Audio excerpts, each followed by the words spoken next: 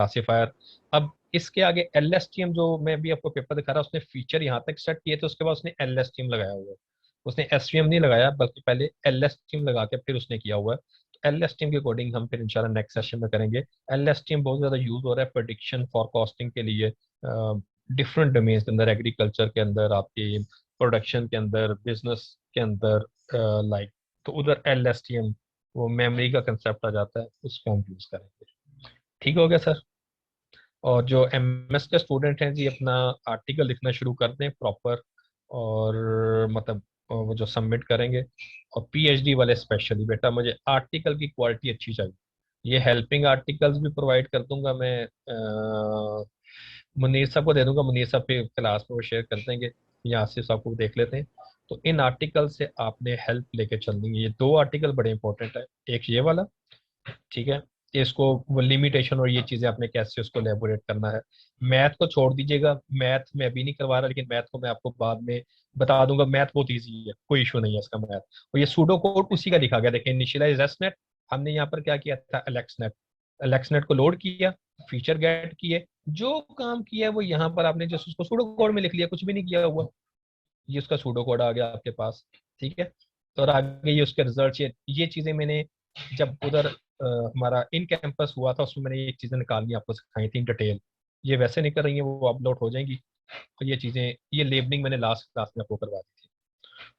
और ये LSTM वाला है, यहाँ तक हमने कर लिया फीचर सेक्शन। आगे LSTM नहीं किया एक्चुअली हमने, तो वो हम बाद में करेंगे। ये दोनों हेल्पिंग आर्टिकल्स मैं दे दूंगा। और इधर से ये देखें, ये चीज़ें हैं कि कैसे उसको आपने कनेक्ट करना है। और इसमें देखें प्रॉपर वो जब उसको सिमुलेट किया जा रहा है, ये इन्होंने वीडियोस पे किया है।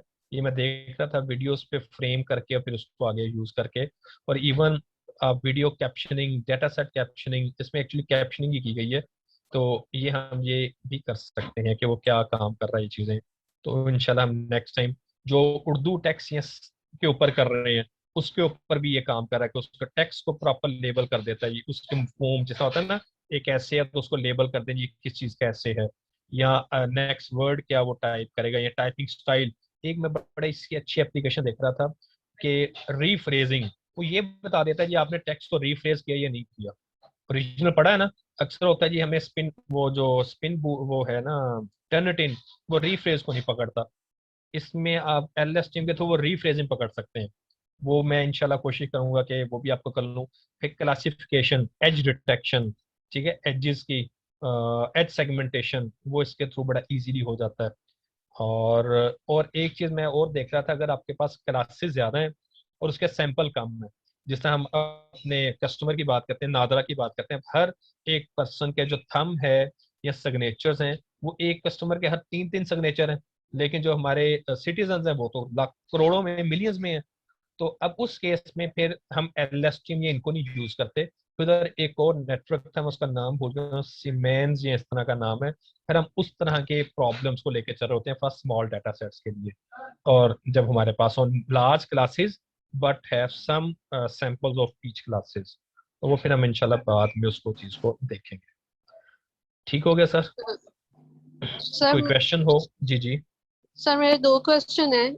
जी पहला क्वेश्चन है सर, मेडिकल के लिए मेडिकल इमेजेस अगर हैं तो हाँ जी। वहां पे LSTM है कि कुछ और इस्तेमाल एक्चुअली करेंगे? LSTM बेटा वहां पे यूज होता है जहाँ पे टाइम सीरीज डाटा है। जहाँ पे ओके। टाइम सीरीज डाटा है ना, चाहे वो हम्म। रिग्रेशन है, क्लासिफिकेशन है, जहाँ पे टाइम सीरीज डाटा है, वहां पे LSTM यूज होता है। अगर टाइम सीरीज डाटा नहीं है ना, टाइम सीरीज क्या होता है, इसमें वीडियोस है ना, हर फ्रेम अगले से रिलेट कर रहा होता है।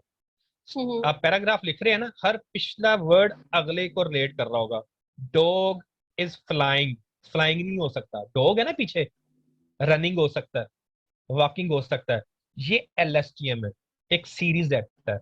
या जिस तरह आप फ्यूचर वेदर फॉरकास्ट की बात करते हैं, प्रीवियस डाटा पे फ्यूचर को प्रेडिक्ट करना, सेल प्रेडिक्शन, ये टाइम सीरीज डाटा है। जो इस तरह के डाटा है वहां पर LSTM अप्लाई होता है। तो वो सर वीडियो है। मेडिकल के जी जी। मेडिकल इमेजेस के लिए आप प्रेफर करेंगे, बताएंगे कि कौन सा क्लासिफिकेशन मेथड ज्यादा अब सूटेबल उसमें है? उसमें आप एलएसटीएम नहीं यूज करेंगे, बाकी आप कोई भी सीएनएन, रेस्टनेट या इनमें से आप देखेंगे, या अपना भी बना के, जिसना मैंने जो इससे प्रीवियस लेक्चर करवाया था ना, उसमें मैंने अपना मॉडल हम्म, भी बनाया था, और उसमें मैंने इस क्लासेस को उसके अकॉर्डिंगली लेके चला था। उसमें सबसे बेस्ट ठीक। वो होता है। और इसमें अभी तक जो मैंने आपको लेबलिंग करवाई है, वो मैंने करवाई है इमेज लेवल पे। उस केस में ना, जो आप अगर कोई पर्टिकुलर ट्यूमर अंदर हाईलाइट करना चाहते हैं इमेजेस के अंदर, हम्म, उसके लिए फिर पिक्सल लेवल की लेबलिंग होती है। मैंने लास्ट टाइम जो लेबलिंग करवाई थी, वो प्री प्रोसेसिंग करवाई थी, वो मैंने इमेजेस लेवल पर करवाई थी, पिक्सल लेवल पे नहीं करवाई थी। तो उसमें अब ये डिपेंड करता है मैम, कुछ ऐसे होते हैं कि जिस तरह ईसीजी है, मैं एग्जांपल दे रहा हूँ, ये भी मेडिकल प्रॉब्लम है, लेकिन ये क्या है, टाइम जी जी। सीरीज है। This is a time series, previous के काफी आगे वो प्रोडिक्ट कर रहा है ना आपके पास पल्स रेट। तो अगर कोई आपके पास कोई इस तरह की कि मूवी टाइप है कि पहले ये था, ये यूं हुआ है, फिर तो एलएस टीम होगा। लेकिन अगर वो इंडिपेंडेंट इमेजेस हैं, कि मेरे पास डाटा सेट पड़ा हुआ है कि लेट्स वो लंग कैंसर का, और जो लंग कैंसर नहीं है उनका, ठीक है, फिर ये हम जो हमने लास्ट टाइम क्लास में किया था, फिर उस पर वो अप्रोच चलेंगे। आप कोई भी डीप लर्निंग का मॉडल लेंगे, लाजमी नहीं उसके उसमें आपने ट्रांसफर लर्निंग यूज करनी है। अगर ट्रांसफर लर्निंग का कोई उससे रेलिवेंट आपको मिल रहा है, well and good. Transfer learning में ये हो जाता है मैन कि आपकी कंप्यूटेशन कम्प्लेक्सिटी बहुत कम हो जाती है, ठीक है। और हमें ज्यादातर इशू ही रिसोर्सेज का, कंप्यूटेशन कम्प्लेक्सिटी का आ जाता है कि ट्रेन करना।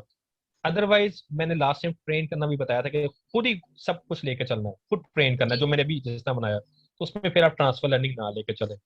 अभी नहीं, नेक्स्ट में कोई 2-3 सेशन के बाद यही काम सारा मैं क्लाउड के थ्रू करवाना भी सिखाऊंगा, कि मैटलैब में क्लाउड के थ्रू जीपीयूस को यूज करते हुए वहीं पे डाटा स्टोर करना है, वो कैसे। अभी तो हम बता रहे थे ना क्लाउड पे डाटा स्टोर हो रहा है, इसमें ये चीज हम्म, भी इन्होंने फैसिलिटी दे दी है कि आप क्लाउड के थ्रू पैरेलल जीपीयू को यूज करते हुए, पैरेलल जीपीयू तो खैर इस मशीन पे तो नहीं हो सकता, लेकिन वो क्लाउड के थ्रू कैसे करना है, कैसे स्टोर करना है, वो तमाम चीजें पॉसिबल हैं। वो मैं इसको कर रहा था उन चीजों को। तो इनमें भी ये क्लाउड वाले को इम्प्लीमेंट नहीं किया, लेकिन मैं उसको स्टडी कर रहा था। इससे पहले वो एजेस, जो जो जो नंबर्स हैं, वो डिफरेंट रोटेशन में होते हैं नंबर प्लेयर्स। जिस तरह हमारे यहाँ एक सबसे बड़ा इशू क्या है, जो आप जिसके ऊपर आर्टिकल लिख सकते हैं, या कोई एमएस का स्टूडेंट भी इस पे काम कर सकता है। अभी तक जो हमारी नंबर प्लेट है ना, ये कंप्यूटराइज को आइडेंटिफाई कर रहा है। जो नॉन जी हैंड जी। रिटन है ना, उसको कभी आइडेंटिफाई नहीं करता। मैं इसका भी एक प्रॉब्लम मैं इंप्लीमेंट कर रहा था, अभी मैंने कुछ पार्शली किया है, जिसमें वो हैंड रिटन टेक्स्ट को, हैंड रिटन नंबर्स को, प्रॉपर रोटेटेड को भी, जो रोटेट में है, डिफरेंट एंगल्स में लिखा है, उसको भी ठीक करके प्रॉपर सीएनएन के थ्रू उसको वो क्या करता है, आइडेंटिफाई कर देता है कि ये नंबर है। हाँ, उसकी एक्यूरेसी 100% तो नहीं होती, लेकिन ना होने से कुछ बेहतर है, तो वो काफी हद तक 80-70 तक वो हमें एक्यूरेसी दे देता है। ये काम हो सकता है। इमेज डी हाँ। नॉइजिंग के ऊपर हो सकता है, या फेक न्यूज, GAN, वो भी मैं इम्प्लीमेंट कर रहा था।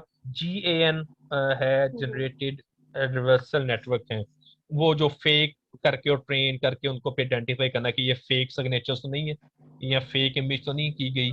फिर उसके बाद फिर आ जाता है जी, जिस तरह टेक्सटाइल के अंदर बड़ा यूज हो रहा है, कि आपने एक एक डिजाइन लिया और एक दूसरा डिजाइन लिया, आप एक जिस तरह उस डिजाइन को उसके ऊपर आप मैप करके उसके वेरिएंट बना लेते हैं मल्टीपल। कि आपने कहा जी ये चेक वाला डिजाइन हो, और ये चेक वाला डिजाइन हमारे पास लेट्स सपोज जी जो ये जैबरे का है इसके ऊपर आ जाए, ये जैबरे के ऊपर लाइन का जो पैटर्न है वो मैप हो जाए उसके पैटर्न्स। तो ये चीजें भी इसमें पॉसिबल हैं। ऑडियो वीडियो के ऊपर बड़ा काम हो रहा है बहुत, और उस पर पेपर कम मिलेंगे आपको।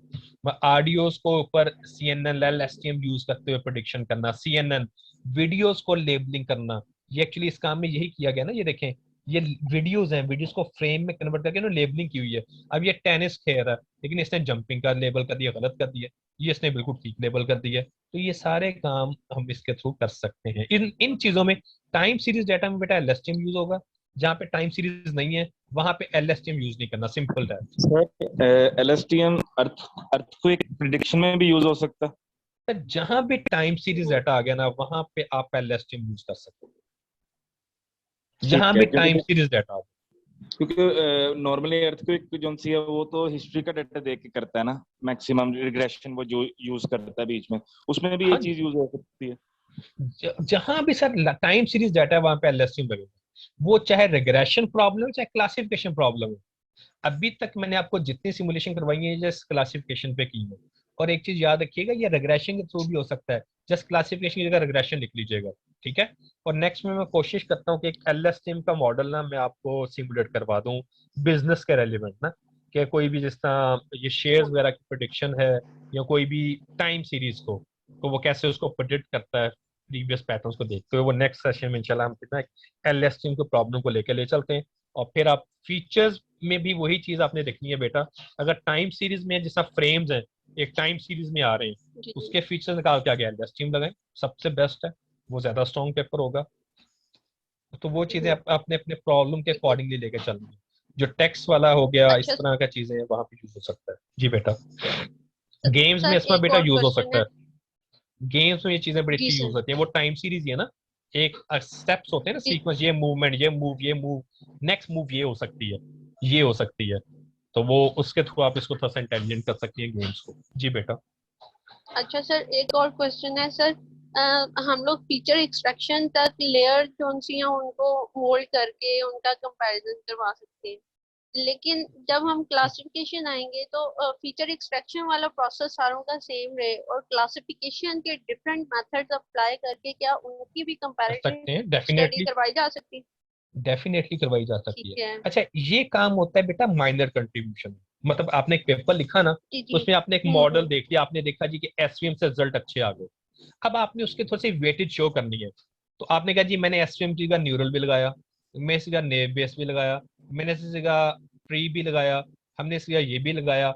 उससे क्या होता है एक दो हम्म। टेबल कंपैरेटिव एनालिसिस अच्छा हो जाता है। मेन फोकस हमारा एसवीएम पे रहेगा, ठीक है। जी लेकिन जी। हम बताएंगे कि इसके जगह हमने ये फीचर सेट करके मल्टीपल मेथड भी यूज किए हैं जिसमें इसके ज्यादा अच्छे एल्गोरिथम, तो उसको पेपर को स्ट्रॉन्ग करने के लिए हम वो चीजें पे साथ बेटा ऐड कर रहे होते हैं। अब उसमें मेन चीज जो है ना वो आपका सीएनएन का आर्किटेक्चर है। एक तो आपने देखना है आपका जो प्रॉब्लम है वो किस प्री ट्रेन मॉडल के अंदर आता है, तो वो लाजमी नहीं कि एलेक्स नेट के अंदर आएगा, वो गूगल नेट के अंदर आता है। या अक्सर आपने देखा होगा कि उन्होंने मल्टीपल मॉडल भी यूज किए होते हैं, VGA16 के साथ फीचर सेट कर लिए, VGA80 के साथ कर लिए, जी सर। इसके साथ कर लिए, और फिर आगे क्लासिफिकेशन एल्गो भी चेंज कर लिए, और फिर उनमें से बताया जी कि ये कॉम्बिनेशन इस प्रॉब्लम के लिए बेस्ट है, या प्रॉब्लम भी वेरी कर ली, इस प्रॉब्लम के लिए ये बेस्ट है, इसके लिए ये बेस्ट है। तो इस तरह के पेपर बेटा Q1 में अच्छे पेपर निकल सकते हैं। ओके। ठीक हाँ है, जी। क्योंकि सर मैंने आर्टिकल देखे थे तो वो इसी तरह से प्रोसेस कर रहे थे, डिफरेंट जो ट्रांसफर लर्निंग के एल्गोरिथम्स हैं उनका इस तरह से कंपैरेटिव जनरेट करवा रहे थे अपने काम के साथ। हाँ तो जी बेटा। उसके लिए। और उसमें एक हैबिट और बनाया करें, लेट्स सपोज आपने एसवीएम और उससे बना ली, मैं एग्जांपल दे रहा हूँ ना, और आपने कल को देखा जी कि इसमें थोड़ा हमने रेजिड्यूअल लर्निंग का कंसेप्ट देना है, उस पेपर में फ्यूचर वर्क में लिख दें कि इस काम को हम रेजिड्यू नेटवर्क से अगर करते हैं तो वो क्या हो सकता है, इंप्रूव हो सकता है। उससे बेस्ट पॉइंट क्या होगा कि वो पेपर हमारा नेक्स्ट पेपर के लिए बेस पेपर बन जाएगा, हमारा अपना पेपर, उसको हम बेस बनाएंगे। और अगला पेपर रेजिड्यू में क्या करना है, दो तीन लेयर्स ही चेंज वो करने हैं ना, ब्लॉक ही चेंज करने हैं ना, बाकी तो सारा काम वही है। उसके थ्रू हिट एंड ट्राई कर लें, या पहले ट्राई जी करके जी देख लें रिजल्ट आ चुके हैं, जी। तो पहला पेपर विदाउट रेजिड्यू कर लें, उसके फ्यूचर वर्क में बता दें जी कि इसका फ्यूचर वर्क रेजिड्यू नेटवर्क के साथ यूज किया जा सकता है। अगले में रेजिड्यू पेपर तो आ चुका है, उसको जस्ट आप कंपैरिजन उसके साथ कर लें और पेपर रेडी। कितना काम करना है, जस्ट रिफ्रेजिंग करनी है, और बाकी आपका जो काम है उसको लेके चलना है। जी। काइंडली लिटरेचर को लिंकअप किया थैंक करें। यू। अभी तक जो सबसे बड़ा ड्रॉबैक आ रहा है मतलब हमारे स्टूडेंट्स का लिंकअप नहीं हो रहा लिटरेचर, और जो मैंने भी आपको बताया था limitation of previous work plus हमारी जो कंट्रीब्यूशन है, इस चीज को जरूर हाईलाइट करना आप लोगों को। एक स्पेशल इशू है तमाम जी लोगों के लिए, thank you sir. 5, okay 5+ impact factor है इसका, अगर कोई इंटरेस्टेड हो तो अ,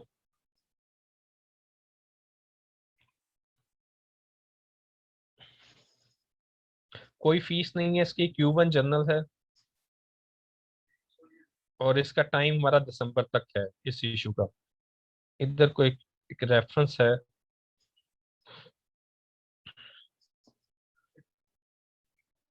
this special issue machine learning driven big data blockchain technology for communication, ये इसके टॉपिक्स हैं कुछ ही।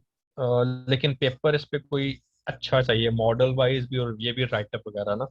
और 30 दिसंबर लास्ट डेट है। इधर एक बार हमारा एक स्ट्रॉन्ग लिंक है, उसमें यह कि पहले हम पर्सनली उनके थ्रू रिव्यू करवाएंगे, अगर वो हमें पॉजिटिव सिग्नल देंगे तो हम उसको यहाँ पर लेके चलेंगे। तो अगर आपका कोई प्रॉब्लम इससे रेलिवेंट है तो हम उसको लेके चल सकते हैं। से machine learning, fast social networks, wireless network आ गया, या लाइक दिस वन, वो आप देख लीजिएगा। तो ये 5+ है इसका इम्पैक्ट फैक्टर। और टारगेट करें बेटा जो पीएचडी स्टूडेंट है ना, जिस तरह यस्मा बेटी वगैरह हो गए, मुनीर वगैरह हो गए, और जो सीनियर स्टूडेंट्स हैं, कि टॉप 10 जर्नल्स को, टॉप 10% जर्नल को टारगेट करें। I triple E communication computation intelligence magazine हो गया, आई ट्रिपल ई नेटवर्क्स हो गया, इंफॉर्मेशन फ्यूजन हो गया, ये वाला हो गया। ठीक है, तो टॉप 10। और एक चीज़ और, उसका क्वार्टाइल लेवल किसी भी जर्नल का चेक करना हो ना, ये मुनीर साहब से ही मुझे गाइड किया था, मुझे भी पहले नहीं आता था। लेट्स फॉर मैं आई ट्रिपल ई नेटवर्क्स का देखना चाह रहा हूँ, तो उसकी एक वेबसाइट भी है, मैं तो खैर सिंपल लिख लेता होता हूँ, level of I triple E networks.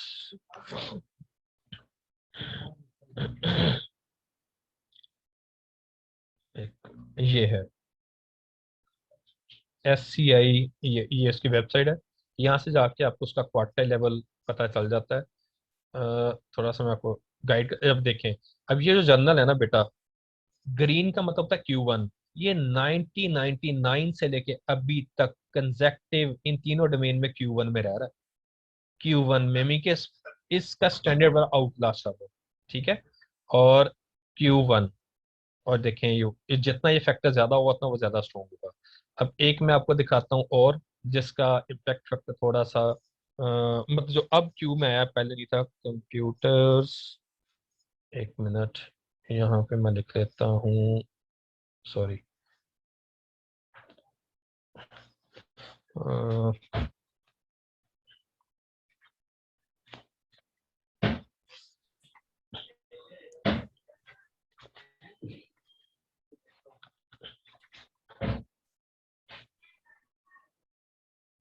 Ctrl+C, और यहाँ पे आके हम इसको सर्च कर लेते हैं, Ctrl+V। अच्छा, इसमें CMC नहीं आएगा, this one. Sir screen screen share नहीं है, sorry, screen screen screen screen screen sharing, screen screen share. अच्छा,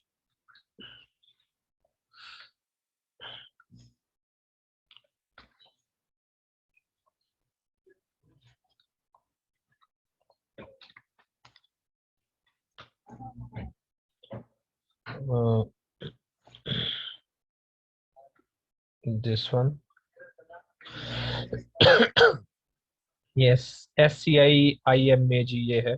अब ये देखें जी, अगर इधर हम आते हैं, अब ये देखें, अब ये देखें, ये पहले Q3 में था, फिर Q2 में आया, फिर Q3 में गया। ये सब्जेक्ट वाइज है ना, अगर किसी एक में भी वो Q1 में है ना तो वो एक्सेप्टेबल है। ये 2019 में तमाम में Q1 में आया। अब इसको और प्रीवियस को मैं कंपेयर करता हूँ तो प्रीवियस ज्यादा स्ट्रॉन्ग है। क्यों? वो पिछले 10 साल से Q1 है, कि कभी भी नीचे नहीं आया। तो मीन के इसके फिर चांसेस हैं कि ये डाउन हो सकता है। ठीक है, तो ये कभी आया फिर निकल गया, कभी आया नहीं आया। लेकिन जो इससे पहले आता था वो, तो हमें मेन कंसर्न है कि वो करंटली Q1 में है या नहीं है। क्योंकि ये JCR अगले महीने, मतलब जुलाई के एंड पे आ जानी है ना, फिर पता चलेगा एग्जैक्ट स्टेटस। तो आप इस तरह जो जनरल का टारगेट है बेटा, वो Q1 को करें, क्योंकि पाकिस्तान में तो नहीं। और एक चीज और, जो HJRS का मैकेनिज्म है ना, आप देखेंगे जितने Q1 जनरल है ना, वो सारे के सारे W में है, सारे के सारे W कैटेगरी में है। हाँ, जो Q2 Q3 Q4 के हैं ना, इम्पैक्ट फैक्टर भी है, लेकिन वो X भी या Y में भी शो हो रहे हैं। वो एक्चुअली क्वार्टाइल लेवल की बेस पे, और बाहर इंटरनेशनल लेवल पे अब जितना काम हो रहा है, या आपका जितना भी आपको प्रेफर किया जा रहा है, वो Q1 Q2 in in level पे किया जा रहा है। इम्पैक्ट फैक्टर नहीं देखा, कुछ जनरल ऐसे हैं जिनका इम्पैक्ट फैक्टर 1 है लेकिन क्वार्टाइल 1 में है। कुछ जनरल ऐसे हैं जिनका 2 इम्पैक्ट फैक्टर लेकिन क्वार्टाइल लेवल क्या 3 है। तो वो क्वार्टाइल लेवल 3 वाले को वेटेज नहीं देते, वो क्वार्टाइल लेवल 1 को वेटेज देते हैं। तो आपने क्वार्टाइल लेवल को देखना, आगे जो काम हो रहा है या जो वर्ड चल रही है वो क्वार्टाइल लेवल पे मूव कर रही है। उस जनरल का क्वार्टाइल लेवल बेस्ट है, उतना वो आपके लिए ज्यादा बेस्ट है। तो Q1 को, PhD स्टूडेंट Q1 को टारगेट करें। MS वाले चलो Q4 तक भी निकल जाता है, क्योंकि Q1 में स्पॉन्सर हर कोई विलिंग है। Q2 में बहुत लिमिटेड लोग हैं, 3 4 में बाहर से कोई स्पॉन्सर नहीं मिल रहा आजकल। वो कर ही नहीं रहे, वो कहते हैं नहीं हम इसमें कंट्रीब्यूट नहीं कर सकते। तो ये चीजें हैं। तो अगर प्रोफाइल बनानी है तो मतलब 4 क्यूब 4 के उसके बजाय अगर एक ही क्यूब 1 का है तो वो ज्यादा प्रेफरेबल है एज कंपेयर टू जो आपके पास 4 क्यूब 3 के हैं या 4 के। ठीक हो गया बेटा? ये चीजें माइंड में रखते हो अपने आर्टिकल को टारगेट करते हुए लेके चलना है।